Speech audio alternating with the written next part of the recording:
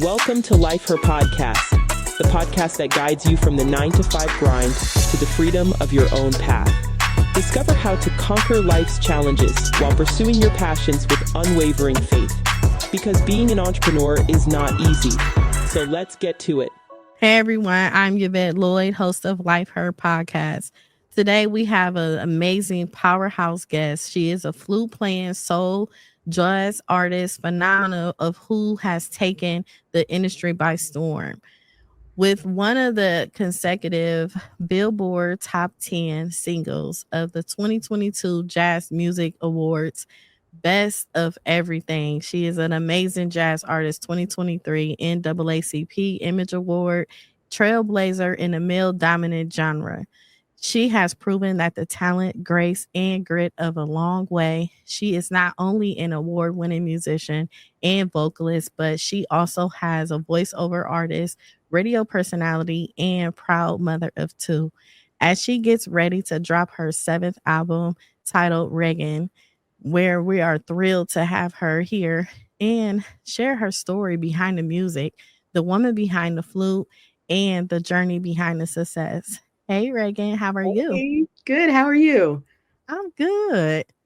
So first of all, I got to get this out. Girl, so when Crystal reached out to me and she told me it was you, I got so excited because it's like a song that you like kind of remixed and you featured somebody, and I loved it so much. And I heard it like some years ago. And I'm like, wait a minute, that's the same person. Girl, you be playing the heck out of that flute. Oh, thank you. Thanks. I mean, it's so amazing because I love jazz music, of how my mom raised me listening to it all the time. And just hearing yours is so soothing. I honestly play it while I'm cleaning up the house on Saturdays. Oh, that's cool. I like that. Yes, for sure. So you had an incredible journey of the soul jazz world. What initially drew you into the flute as your primary instrument? Well, I originally really was not interested in playing the flute at all. I wanted to play drums. And but in the 4th grade, when the band teacher comes around and starts recruiting for the band, I wanted to play drums, and he was like, well, there's not enough drums to go around and all the boys want to play drums, so pick something else. And I said, okay, well then give me a trumpet. And we're out of trumpets. It's like, oh my God. All right, so what do you have left? And he said, we have a flute and a clarinet. And I'm like, oh, well, I didn't feel like dealing with reeds. So I said, okay, just give me the flute. Okay. And it took me about a week to get a sound out of it. And meanwhile, like all my friends were like just picking it up and like to. And I'm like, what? Why can't I do this? And so finally, somebody told me, just blow across it like you're blowing into a bottle, and I was like, oh. And then suddenly it just clicked. And I started to like it. I started to get good at it. And I started to love it. And I started actually playing classical music. And I wanted to play jazz, but my teacher said, you can play jazz later, get your foundation in classical, and then, do whatever later. Okay. So so I started playing classical music, and I started to like it, and I started to get good at it, and I was winning competitions and things like that. And so I said, maybe I can make a career out of this. So I went to a classical conservatory. I went to 2 conservatories for college, and conservatory is very, very intense. And by the time I got to my senior year, my heart just wasn't really in it anymore. Mm-hmm. And so I graduated. I did everything I had to do to graduate, and went back home with this so helpful classical music degree and I didn't want to play classical music anymore. So I ended up going to this jazz club in Scarsdale, New York, and it was a little tiny little jazz club, and Bob Baldwin and Marion Meadows were playing, and I was just blown away. And I was sitting right up front, and I was like, this is what I want to do.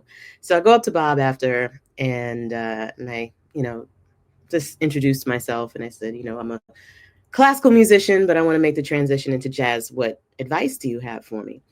And we ended up talking for 40, 45 minutes.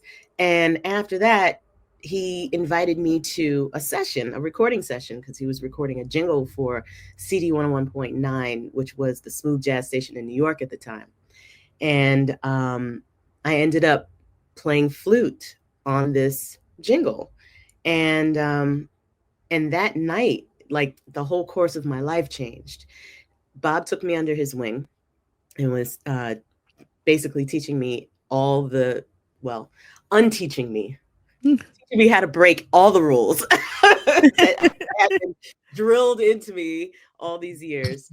And then Dennis Johnson, who owned the studio, was teaching me about how to make music with computers and how to run a session and recording and the whole thing. So it turned into like this 5-year boot camp.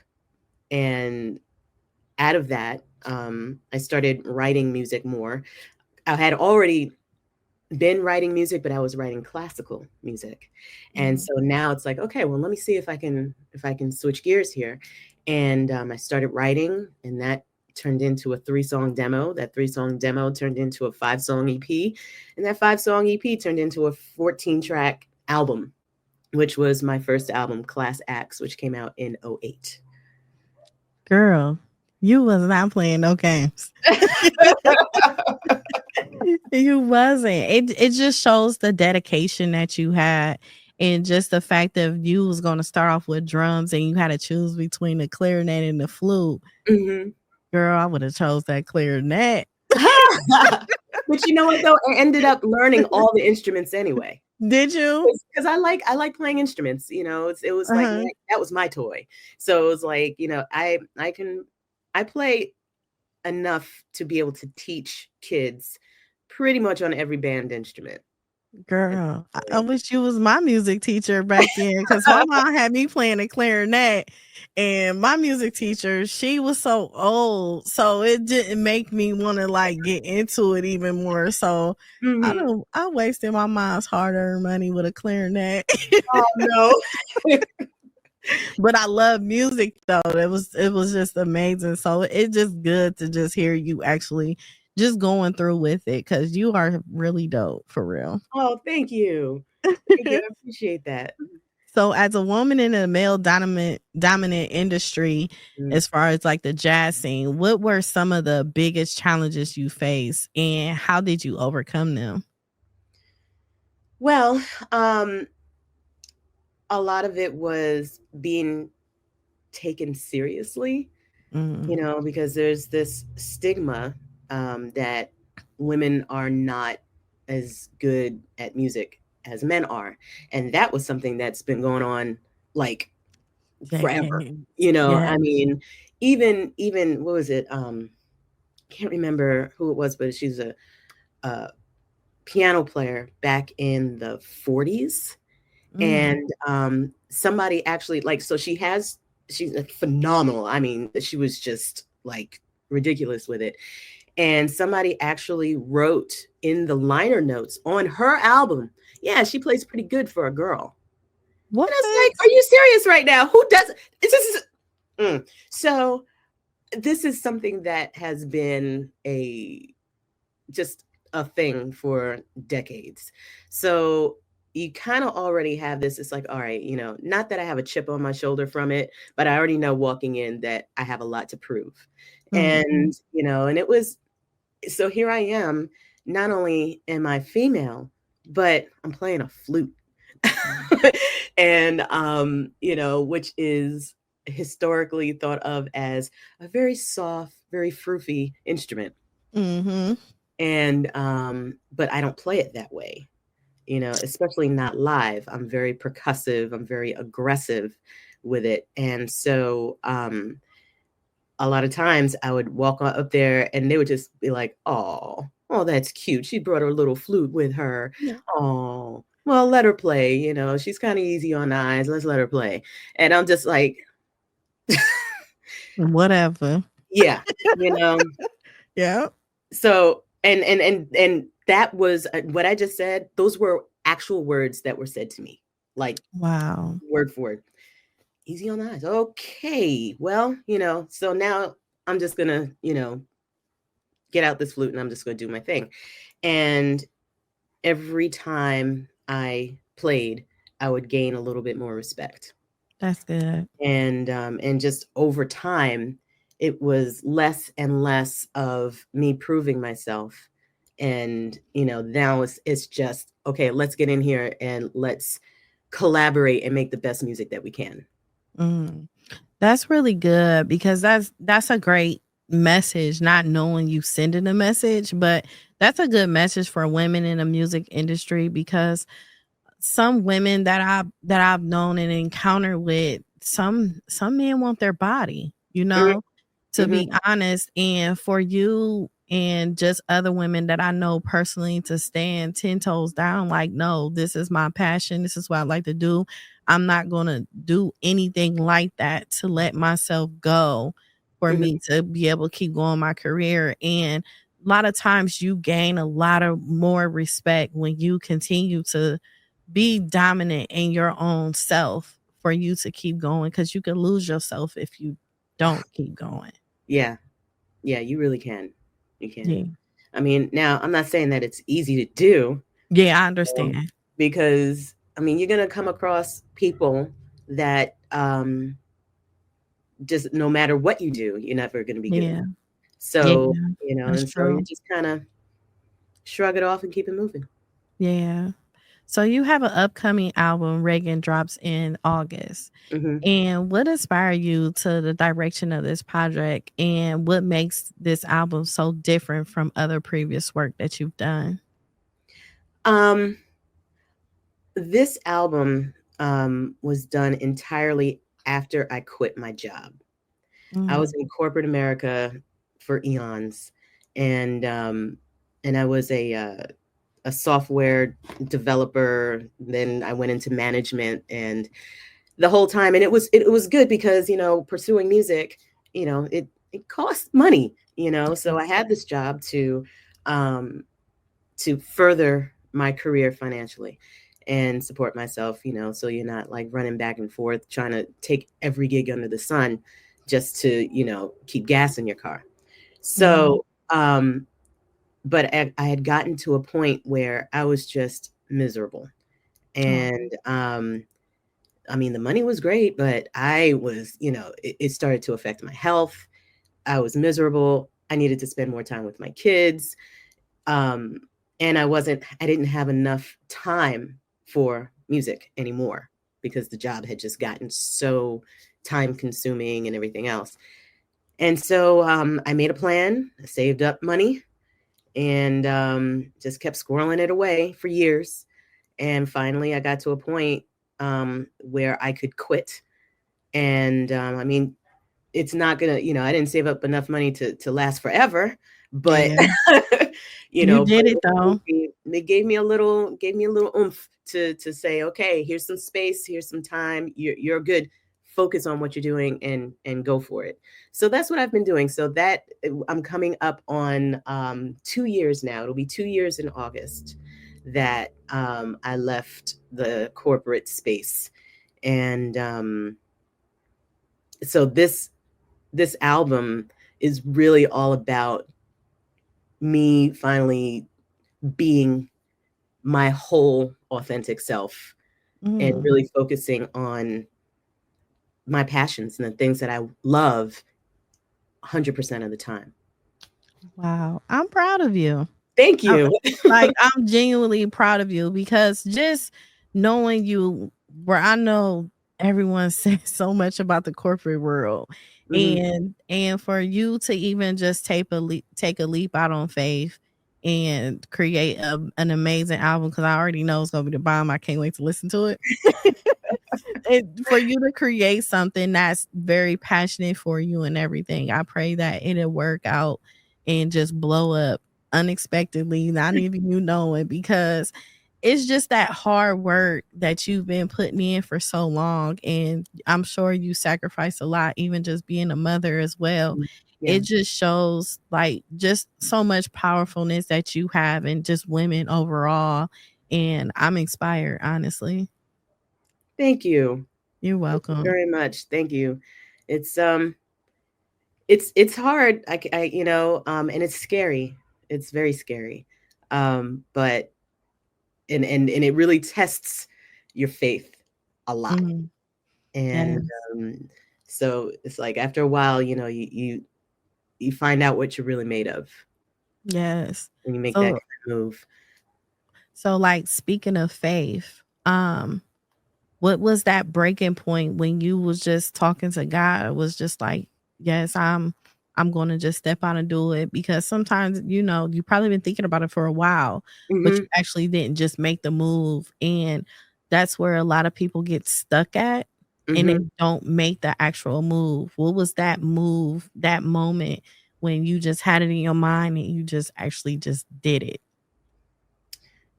Honestly, I was so stressed out that I started having chest pains. Dang.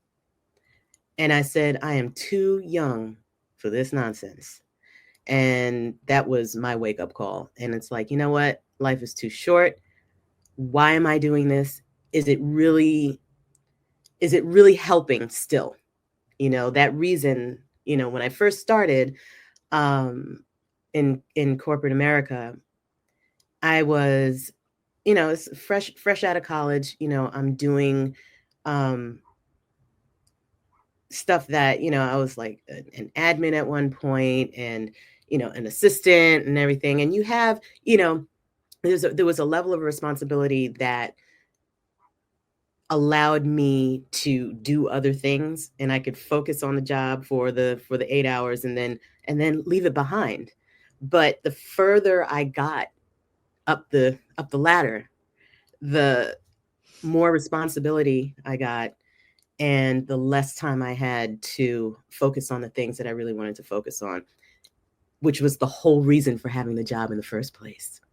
And Yes. so, and so once it got to that point, and then, add in the health stuff, and it was like, nah, sometimes you just have to close your eyes and jump. And it's just good to even just have that awareness, because sometimes it's hard for people to have that awareness with their body, and knowing when it's time to just stop and regroup and reset Hmm. and do something different. And it's good that you had that. Yeah. Yeah, it was. And hopefully, I don't know if my kids are, my kids are pretty young, so I don't know if they're aware of what was going on, Mhm. or even now. They just know that they see mommy more now. That's Mommy's at the good. bus stop, so I just hope that they can see that, you don't have to get locked into anything. Is it going to be a cakewalk? Nope. But but at the same time, you got to go for it. You do. You do. You got this, girl. You do. So tell us a little bit about the process of you creating Steppin' Out, and how did the collaboration with Rich Harrison and Phil Hamilton come about? Well, Stepping Out, my husband actually wrote the tune, or co-wrote. He came up with the track. Now, my husband, just by the way, that guy who owned the studio that I went to record the jingle back in the day, it Girl, was I his love studio. that. Okay. Girl, I love that. I swear Imma listen. Imma have my friend listen to it when I'm done. I Yeah. love it. Thank you. Yeah, it was fun. It was fun. And Rich Harrison, he has played drums for me for years and years and years, from the very beginning. And then Phil Hamilton, he played guitar for Luther Vandross and, you know, all these people. And he's just got this way that he records his guitar. And he was from New York. So, you know, everybody kind of knew everybody anyway. The music business is like that big. So at some point, you know, you're going to run across people that, you you have access to, like, these amazing musicians. And so, and they have both played on almost every album, for at least the last 5 albums. Wow. That's a blessing. Yeah. That's really good. So speaking of blessings, you've been blessed with 9 consecutive Billboard top 10 airplay singles. What do you Now think? it's 10. We just hit 10. Girl, stop playing. See what I'm saying? See, getting out of that corporate, you got more coming when this album drop, okay? Oh, I hope so. Yes. So what do you think has been the key to maintaining that level of consistency? I'm totally insane. No, no. It's like, you know, you just the music that we do is kind of, all right, when you think about smooth jazz, the first person that comes to mind is probably like Kenny G or Dave Koz or Brian Culbertson, whatever, and they do that style, that specific style of smooth jazz. Our music is kind of on the fringe. My husband, he has a hardcore hip hop background, and he was a DJ, and you know, he was a b-boy basically.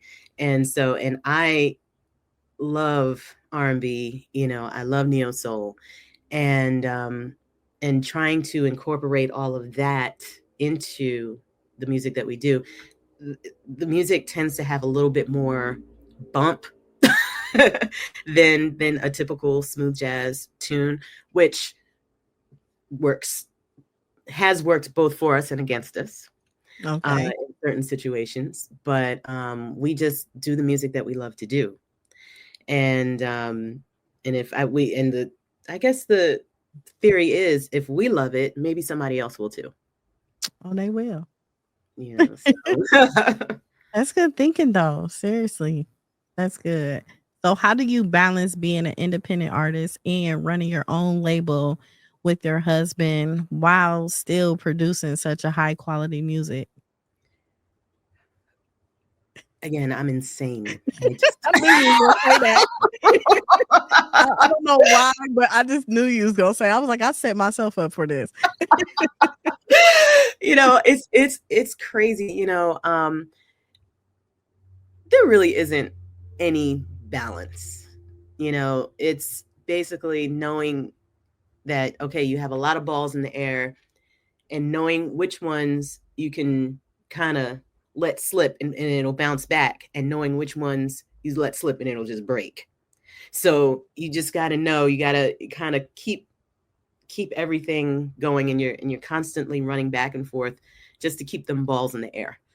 So there really is no balance per se, you know, but that's why there's wine. So You ain't lying. So speaking of wine, I'm sure you probably need some wine for this. So can you share a moment in your journey when you almost gave up and what pulled you through it to not give up? Oh my goodness.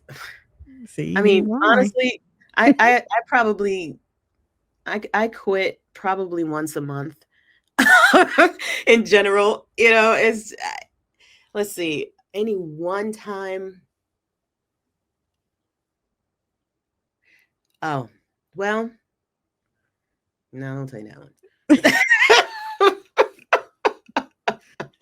No, there have been many times, and one, I remember I was doing a show, and there were a lot of important people in the audience, very, kind of star-studded, whatever. And this was very early on in my career. Mm-hmm. And the band did not do their homework, and we didn't have time to rehearse. The charts weren't, I don't know what went on, but it just fell apart. And I just wanted to just burst into flames and just ash away. It was just horrible. It was absolutely horrible. And I was just like, you know what? I don't want to do this anymore. I don't want to put myself in this position, because you just don't know. Yeah. And I went to sleep on it. And I just, and in the morning I said, okay, what can I do, if anything, to mitigate this type of situation in the future, so that this will never happen again? And generally, I think I've been pretty successful with not having it happen again. Not 100%. There have been things, but, every time, it happens, you tweak a little more, you tweak a little more, you tweak a little more. And eventually you get to a point where you can pretty much minimize any kind of unforeseen drama. Yeah. And you can kind of handle it and steer it a little bit better. It's so crazy. Like what you just saying, that you really got to like reverse that too, because at the same time, God will give you different things in life for you to learn from a lesson. Mm-hmm. And he gave you that lesson early on. And then for the future, you like, oh, I'm about to make some changes. That's not going to happen again. So it's like, right. It's kind of hard to think it when it's happening because you're so upset. Oh yeah. But at the same time, a lot of the steps that you've taken, it was for God, for you to see and for you to continue to improve and level up too. Yeah. And I've definitely learned. And then, and then when it happens again, and you forgot what you learned before, and then you're like, shut up.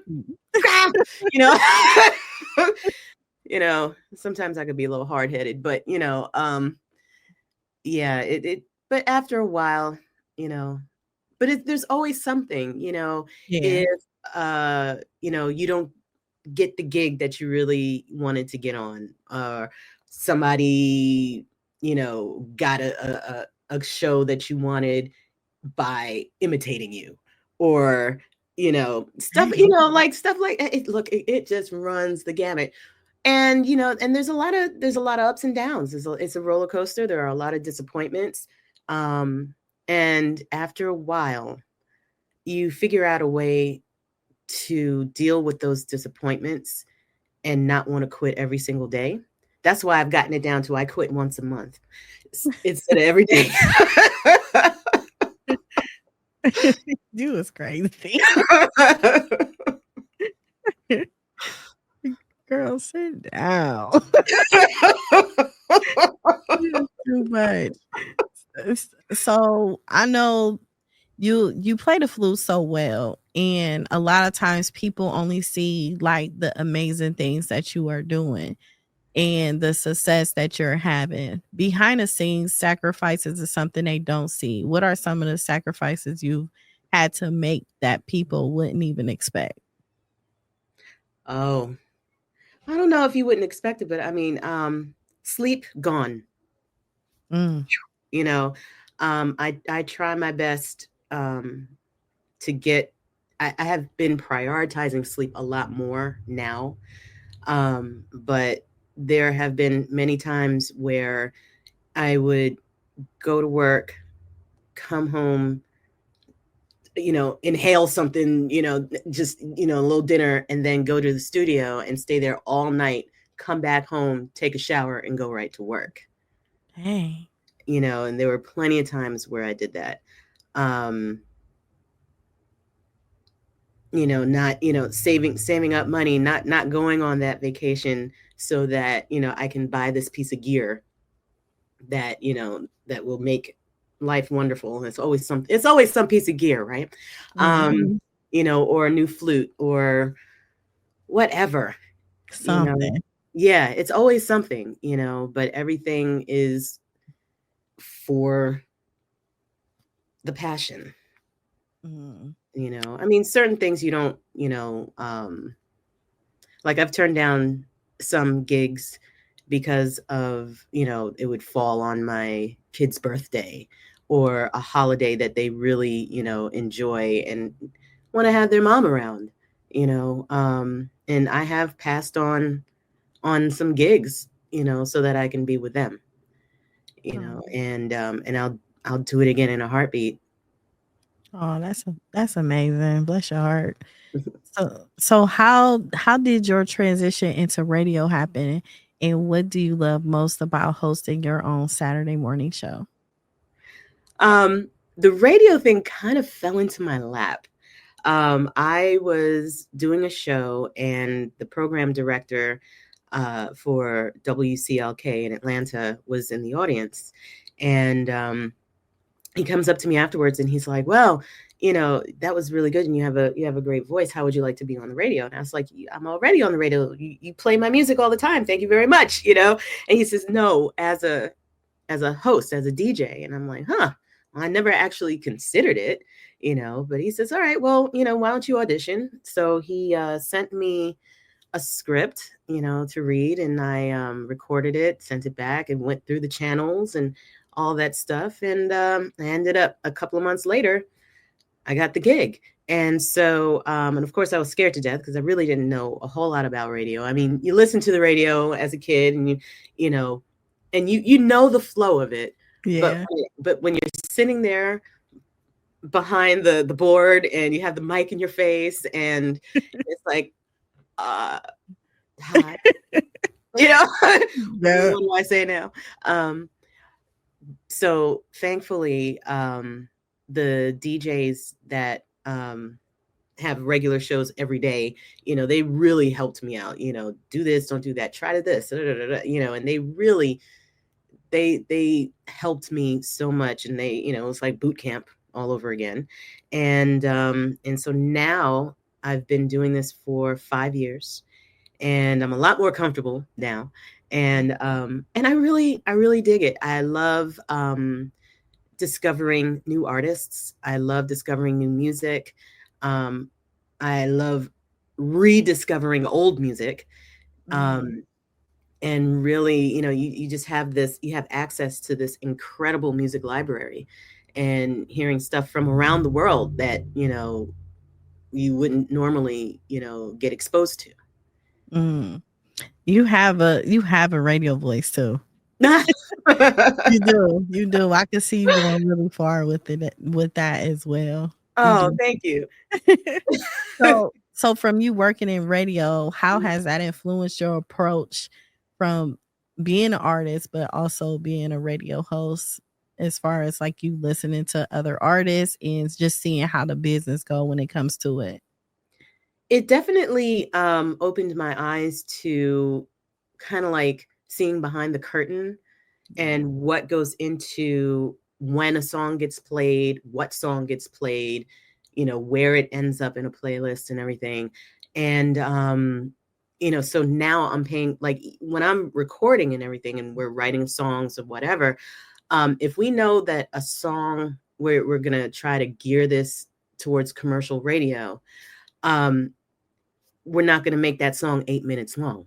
You know, you're going to make it radio time, which is around 4 minutes and 20 seconds, because that fits into the space that is needed between the DJ talking, any commercial spots that are being run, whatever.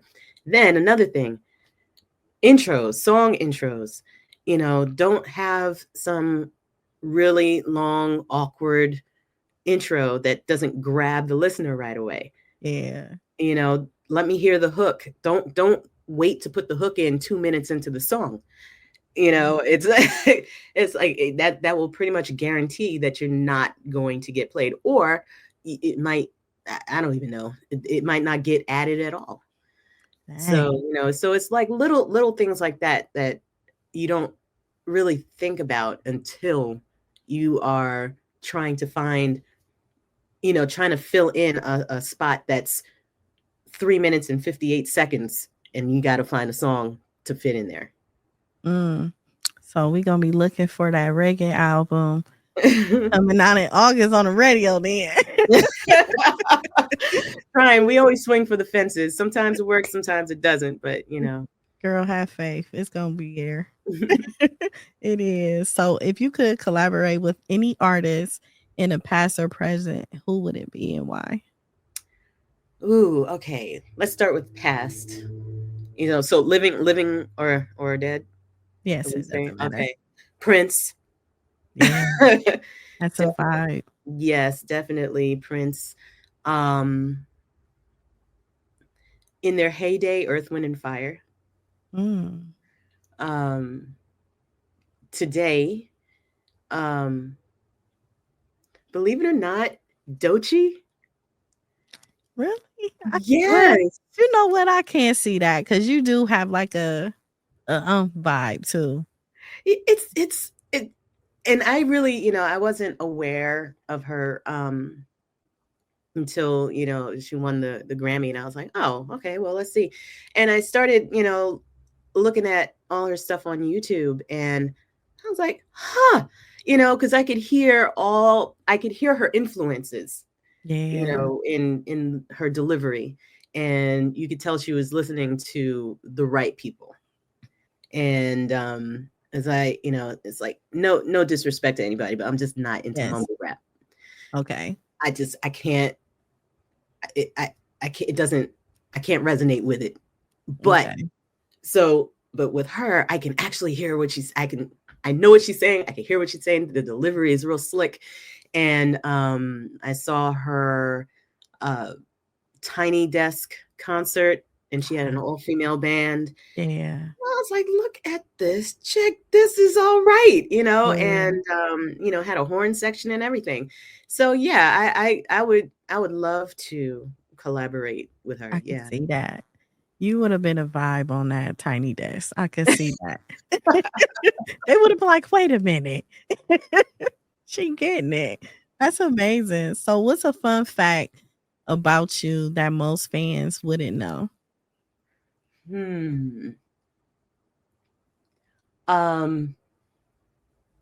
I love making flavored vodka. Like, you know, flavor infused vodka, and spirits in general.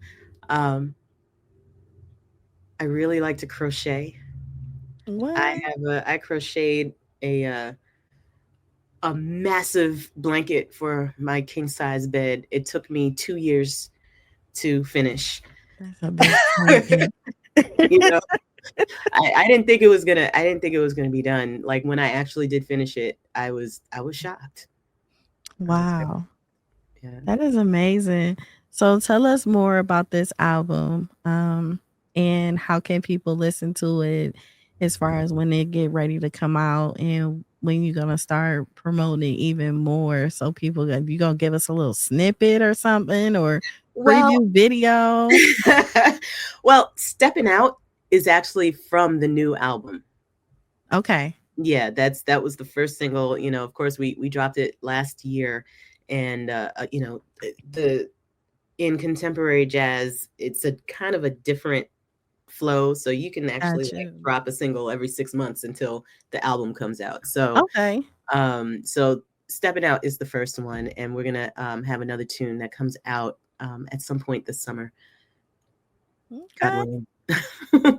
Oh, we're gonna be ready. Yeah, for sure. It'll be on all the platforms, you know, Spotify, Pandora, Deezer, Tidal, you know.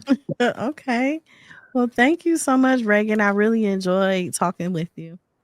Likewise. This was fun. Yes, it was, for real. Well, thank you everyone for tuning in to Life Her Podcast. Make sure you listen on YouTube and subscribe, and also listen on all major platforms audio. Thank you. Welcome to Life Her Podcast, the podcast that guides you from the 9-to-5 grind to the freedom of your own path. Discover how to conquer life's challenges while pursuing your passions with unwavering faith. Because being an entrepreneur is not easy. So let's get to it.